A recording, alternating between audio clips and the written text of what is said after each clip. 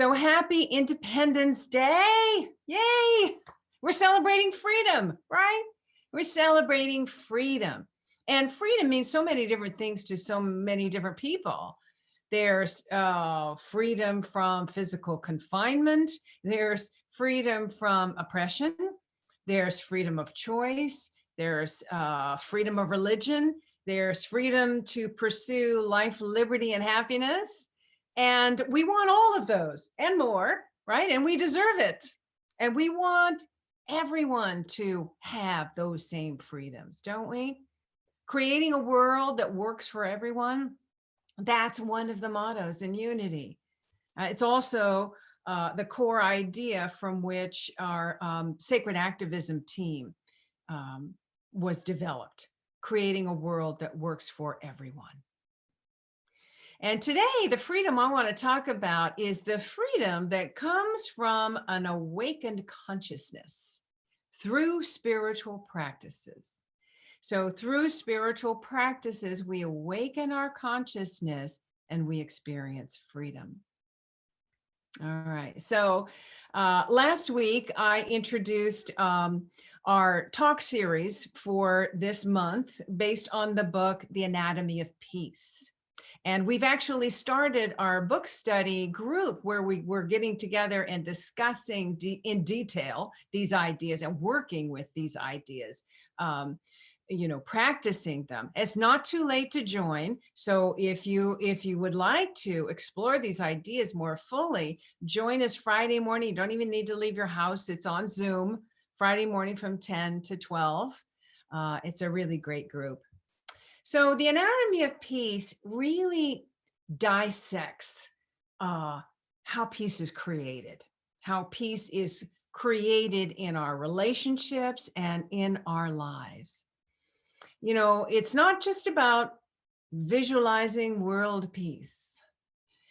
Not that that's bad, actually, that's good, right? Particularly if you get a group of people together and an intention circle and you have that intention and you're visualizing world peace together. It's actually been proven that it has measurable results. So that's great. Don't stop doing that. But in addition, peace is also created and practiced one relationship and one situation at a time. We at Unity Center of Peace, we're all about peace. We sing about peace. Let there be peace on earth. Let it begin with me. We affirm peace. It's in our mission statements. We connect with the peace at our center through meditation, through other spiritual practices. So for us, peace is kind of an internal experience. We might even feel that we embody peace. And then someone comes along and says something or does something that just triggers us. And suddenly we're reacting, and not always peacefully, right? Not always lovingly. We would be the most peaceful, loving individuals if it just weren't for other people, Darn it. So it's really relationships that challenge a peaceful mind, right? It's relationships. But here's the thing, we're all connected. We're all in this together. We're all connected, even much more so than we know. I wonder if maybe you've heard of the African concept of Ubuntu, which roughly translated is I am because you are. It's an affirmation, an acknowledgement that we live in community, that we really are one. It's a beautiful affirmation that, is of our common humanity. So maybe you want to say that with me, Ubuntu. It's a wonderful concept. And so the book, The Anatomy of Peace, talks about this concept in different ways, though, from a different lens, actually from the perspective of psychology, of philosophy, And they actually talk about Martin Buber, who was an Austrian philosopher. And Buber took the ideas that were emerging in philosophy around the first part of the 20th century, the ideas that we are not a separated self, that we're inherently entwined, that we grow and develop with others, that we have being with others. So he agreed with this, and then he took that a step further and proposed the idea that there are two ways of being in the world, two ways of relating. The first is the I-thou way of being. The I-thou. That's seeing others as people, as humanity, as, we might even say at Unity Center of Peace, we see the divine in you, the divine being having a human experience. That's the I-thou position. And Nico, if you want to put up that slide, that will show a little graphic that might help to have you understand this a little more. There we are. There's the I-thou. And that creates a heart at peace. When we are coming from the position of I-thou, where we see others as people, we see their humanity, our hearts are at peace. Now, the other position is I-it. That's seeing others as objects. And when we do that, our hearts are at war. So if you were with us last week, or if you saw maybe the video that I posted of the talk last week, you remember that I talked about what happens when we view others as objects, as it, like a troubled teen, or a nagging spouse, or a demanding boss, or a lazy employee, or a nosy neighbor. And then those categories that we put people in, that we paint with broad brushstrokes, right? What happens is that our hearts are at war, and there's no harmony in our lives. There's no peace. But when we see others as people, we see their humanity, people with hopes and dreams and fears and needs just like us, our hearts are at peace, and there's harmony in our lives. There's peace in our lives. All right, you can take the slide down. Thank you, Nico. So, when you see this, when you get it, you begin to see a lot of life through this lens, a lot of how people relate to each other. And in fact, I've been thinking about this week, and I am looking at all of human history through this lens.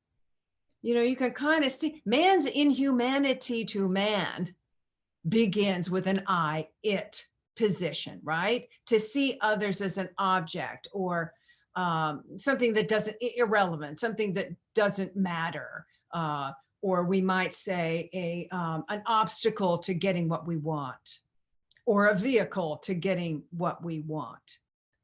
When we see people in that way, and then you take it, and that grows, and you take it to the extreme, and then you begin to demonize others, you can see how things can happen that, people think is okay, like enslaving others and enslaving other people and committing the kind of atrocities that our white ancestors committed.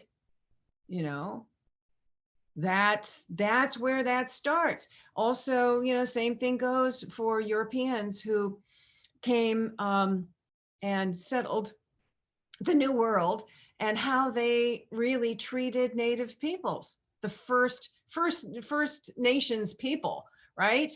A lot of that you see is starting to come out, particularly in Canada, A lot of those stories we're beginning to hear now, not a real pretty history. Of course, the same thing, how the Nazis treated the Jews during World War II. You know, you have to see people as not people, as subhuman in order to do that. You know, if you saw them as people, as humanity, there's just no way anybody could do that. So that's sort of the larger picture. That's, you know, what we have historically done to groups of people. And that's easy to see.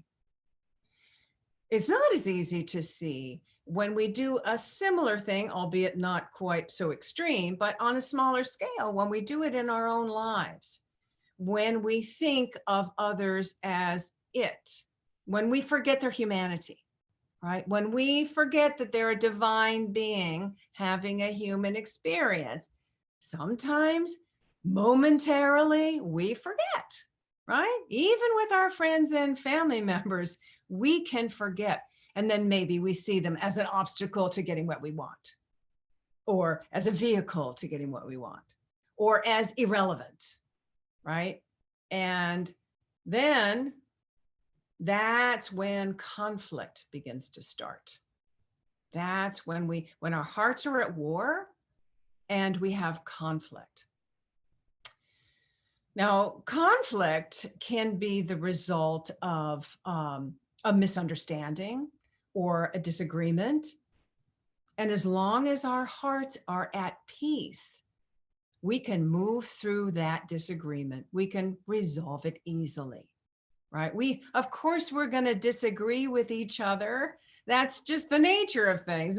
Nobody's the same person. We all have different history, different background. We're going to see things differently, which is a good thing. I mean, can you imagine a world where we all thought the same way? We all believed the same things? It'd be so boring. So, you know, spice it up a little bit, get differences of opinion. We're going to have misunderstandings because we're not always in alignment with the other person. But again, as long as our hearts are at peace, we can, you know, recognize the humanity in that person and have the disagreement. It's okay. It's when we see the other person as as an object. That suddenly that disagreement turns into, that's a disagreeable person. That was not just a disagreement, is that person is wrong. That's a disagreeable person, or worse, right?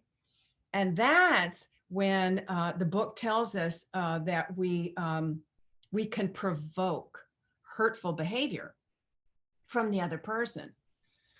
So let's look, let me create an example here that might make it clear. So, okay, so say that I needed some work done in my yard, some yard work, and I hired a gardener to pull some weeds and plant some flowers that I bought. And let's say that this gardener's name is Jesus, and a nice fella, and he's in talking to him. It seems to me that he understands English enough that he understands what I'm saying. And so I feel pretty confident that this is all going to go well. And then it doesn't. At the end of the day, I see, well, yes, he's pulled the weeds, but he's also pulled my oregano and my rosemary and my basil that I was trying to grow. And he's planted my petunias in the wrong place. Now, of course, I've got two choices here, two ways of being that I can choose in this moment. If I choose to see him as a human being, see his humanity, my heart is at peace. When my heart is at peace, the communication that comes from me is going to be more easily accepted. I'm at peace, and we'll be able to resolve this easily, and he'll be more likely to do what he needs to do to fix it, right? This is, you know, two hearts at peace. It was a misunderstanding. Maybe I didn't communicate it clearly enough. Maybe I didn't really see that he didn't understand English as well as I did, and he thought that the herbs were weeds, you know. It's a mistake. So we work it out. And he replants the petunias in the right place, and I go get more herbs, and he, willingly replants that. Resolved, right? This is how things can go right. This is two hearts at peace. But what would a lot of people do? Honestly, a lot of people would get mad, right? They'd blame the guy. They'd think he was an idiot. And the inner bigot might come out, right? Oh, Mexicans, they don't pay attention, lazy, whatever. So if I chose that path, if I saw Jesus like this, how do you think my behavior that's now a heart at war, right? So how do you think my behavior would be? What would my communication be if I was coming from that place? Not good, right? Not good. I might even yell, Jesus, Jesus, And so that then begins to escalate. And then what do you think I'm provoking in him, right? What am I provoking in him if I'm behaving like that? And what is he going to then think about, this crazy white person, and so we're looking at conflict and seeing, how it develops. This can develop into a pattern of conflict that the book calls collusion. And this is what they say about collusion in the book. A conflict where the parties are inviting the very things that they're fighting against, where the parties are inviting the very thing they're fighting against, which reminds me of a lesson in A Course in Miracles that I remember studying years ago. You create what you defend against. Isn't that saying the same thing? You create what you defend against. And then it could escalate from there. I could then talk to my neighbors, to get kind of sympathy and agreement from them, get some collusion there. And then maybe he talks to his friend about this crazy white woman, and, he gets agreement there. And then it begins to build, right? Hearts at war that begin to build. So this is why we need to look at how conflict is built so that we can unravel it, so that we can catch it early on and dismantle it before it escalates, before more people get kind of sucked into this hearts of war position. I mean, that's how hate groups are formed. That's exactly how hate groups start. From that position. So if we want to experience peace in our relationships and in our world, we must learn to shift from an I-it position to an I-thou position, moment to moment, in every relationship, in every situation. Peace really does begin with me. We sing this, and when you sing this song, if you come to the service, we sing this song at the end of every service. Let there be peace on earth, and let it begin with me. It's not just a throwaway line. It's not just a sweet little mamby-pamby thing. It takes effort, right? We know to creating peace in every moment, in every relationship, takes effort. So we are affirming, we're committing that we're willing to do it. We're willing to put in the effort to create the peace in our hearts, to create peace in our relationships, to create peace in our world. So join me in that commitment today. Let's say yes to that, right? Say yes to committing to creating peace in every moment and in every relationship. Yeah. Happy Independence Day. Have a wonderful day. Enjoy the full range of your freedoms. And let's hold in our hearts that every American, every person here in the United States can enjoy this full range of freedoms that we do. Right? Okay. Namaste.